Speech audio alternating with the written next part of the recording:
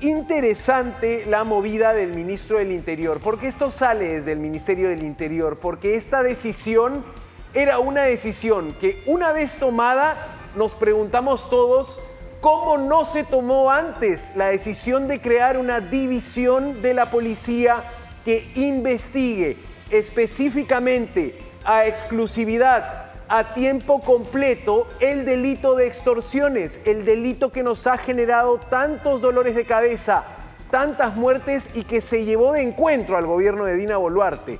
Porque si por algo cayó Dina Boluarte fue porque no pudo manejar la seguridad ciudadana en nuestro país.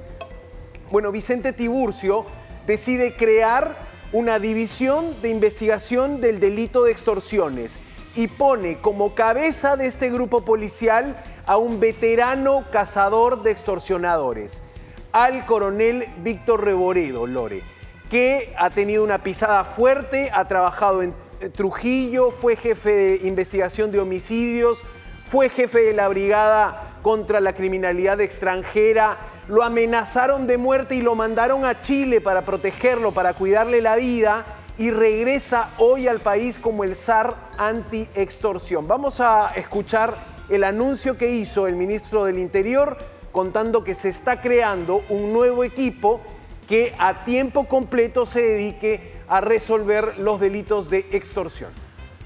Sabemos que la extorsión y la violencia golpea sin piedad a miles de peruanos, pero nuestra Policía Nacional ha sido forjada para estos retos y así como doblegó al terrorismo, vamos a doblegar, vamos a luchar contra esa criminalidad organizada. Hoy nace la División de Investigación de Extorsiones y toda ovación necesita un líder. Ese líder es el coronel Víctor Reboredo Farfán. Más de 3 décadas de servicio en operaciones emblemáticas contra bandas nacionales y extranjeras. Ministerio del Interior y la Policía Nacional del Perú, donde se presentó al coronel Víctor Reboredo Farfán como jefe de la... Bueno, esa era la apuesta del Ministerio del Interior, interesante porque tienes en Reboredo a un policía que se ha enfrentado al crimen organizado, a un policía que ha dado resultados, a un policía, Lore, a quien podemos pedirle, exigirle resultados. Y de esto, y por eso te decía, ¿cómo no se creó una división exclusiva para extorsionadores, para combatir la extorsión hace meses? Es realmente incomprensible, no podemos entender cómo la política no movió esta pieza en el tablero de ajedrez. Lo ha hecho este gobierno de transición, lo ha hecho este ministro y creo que han por lo menos apuntado en el camino correcto. Necesitas policías a tiempo completo abocados a este delito. Por supuesto, porque más allá de la desesperanza ciudadana que se comprende, cuando la gente ya está harta, es bien difícil hacer que se recupere la confianza. Eso se traduce con resultados. Pero lo cierto es que se necesitaba trabajo de inteligencia, especialización, agentes destacados, 24/7 a eso, a tener recursos, infraestructura. Hemos visto a partir del informe que nos presentaste de la Defensoría, de las comisarías, cómo estas dan pena, cómo sin tecnología, sin recursos, sin personal, realmente vas a capturar algo. El trabajo a veces de la policía es encomiable bajo las condiciones en las cuales trabajan. El coronel Reboredo además es muy reconocido, lo dices bien. Yo que estuve en este viaje de trabajo a Chile, le compartí a la producción que desde las autoridades, desde la Cancillería chilena, el trabajo o el feedback que tenían del trabajo del coronel Reboredo allá era destacadísimo. Se sentían sumamente honrados, incluso que el Perú les haya enviado a un policía que decían conoce también al crimen organizado, ha trabajado, entiende quién es quién, porque eso es lo más importante. No es solamente saber cómo combatir el crimen organizado, es saber quién es quién en estas distintas organizaciones criminales y subgrupos que nacen en el AMPA. Sí, efectivamente, Lore. Llega con mucha expectativa Reboredo a un cargo nuevo. Este coronel de la policía es uno de los más hábiles cazadores de los pulpos en Trujillo. Estos lo amenazaron de muerte, lo hostigaron y por eso quizá para cuidar a esta figura dentro de la Policía Nacional se lo manda como agregado policial a Chile. Ahora, es interesante ver qué efecto puede causar en la propia Policía Nacional generar un nuevo equipo. Genera y causa un efecto de competencia sana. Los coroneles, mira que no le dan la jefatura de esta división a un general, se la dan a un coronel. Aquí hay un mensaje para los generales, también hay un mensaje para los coroneles porque generas competencia. Tienes otros coroneles que están haciendo un trabajo interesante como el coronel Montúfar. Exacto, iba a hablar del coronel. Él está en robos, tienes al coronel que está en secuestros, tienes a los que cazaron o participaron de la detención del monstruo en Paraguay. Tienes una sana competencia entre coroneles que están obligados a mostrar resultados, ¿no? Y justo me hacían la precisión aquí. Y claro, en la gestión de Santibáñez se generó el GOREX, que era este grupo operativo de respuesta inmediata a la extorsión. Pero más allá del nombre, más allá de la pompa, lo concreto es que tienes que dotar a la policía, a ese destacamento, de los recursos necesarios. Eso quedó en el nombre, en el título. Ahora, en esta oportunidad y con la presentación del coronel Reboredo, esperemos que se traduzca en lo que la policía necesita para trabajar de manera adecuada. Cuando la policía captura a Abimael Guzmán, no lo hace con todos los recursos necesarios, pero sí por lo menos con un grupo de élite dedicado exclusivamente meses, semanas, años a lo que finalmente fue la captura del siglo. Sí, y por supuesto que este es un anuncio, este es una movida en ese tablero de ajedrez político que maneja también Vicente Tiburcio. Lo respaldó el presidente la semana pasada y lo primero que hizo fue dar un paso importante.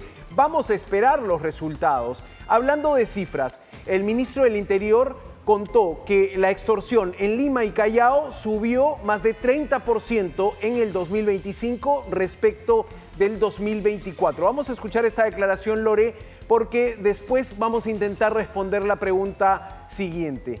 ¿Este tipo de decisiones puede lograr poner a más extorsionadores en las cárceles? Primero escuchemos las cifras que presentó el ministro del Interior. La extorsión ha crecido en un 18%. A nivel nacional, 36 en Lima metropolitana y 33 a nivel de la provincia constitucional del Callao. Cifras, por cierto, que pueden ser cuestionables, porque no todos denuncian.